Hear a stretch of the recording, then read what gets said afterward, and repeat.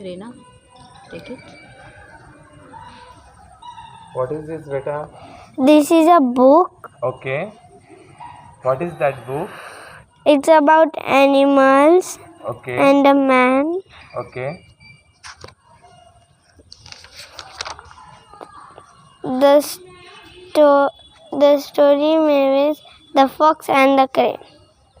The Okay. fox and the crane. Yes. Okay. Are you There, able to read with the closed eyes? yes, there was a cunning fox that was interested in playing jokes at others.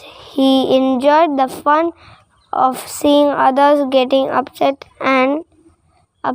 and bad about themselves. Because of his ill wit, he used to visit other animals and invite them to his house. When they came, he played some jokes on them and made them feel very bad.